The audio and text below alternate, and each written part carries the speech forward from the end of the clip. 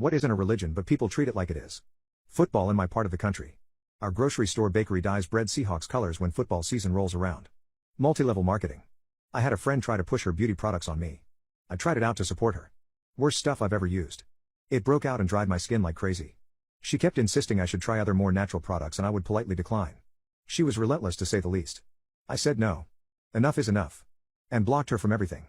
Last I heard she's a director now who pressures all her BFFs to meet their sales numbers so she doesn't have to pay for the car the company gave her. Politics, it's reached a point where the common opinion is people who agree with me have complex and rational opinions based on being well-read and educated. The other side is dumb and just doesn't understand. And they're dangerous.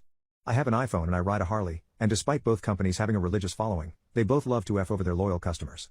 Apple keeps changing their design so you have to buy charging cords and adapters from them, not to mention slowing the phones down and making them harder to use after a newer model comes out. Harley knows that their customers love to collect t-shirts from various dealerships, so they keep jacking up the prices on those. Last I looked it was something like $35 to buy a Harley t-shirt. Smoking green. Making your whole lifestyle about being someone who smokes dank is just weird. Just get high and leave the rest of us out of it. Being NFL fans. I've gone into people's homes where everything is themed to what team they like.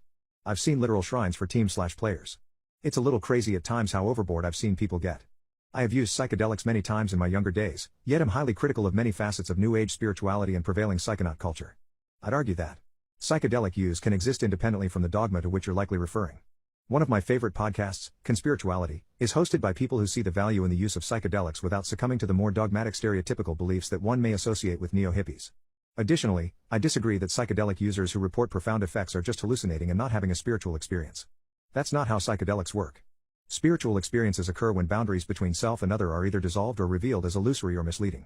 Somebody having a spiritual experience without the proper vocabulary or knowledge to communicate about it might say things like it's all one. We're all one.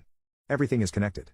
Whilst finally comprehending the very real concepts of interdependence and environmental unity, the scientific understanding that everything affects everything else and is linked either physically or chemically on some level.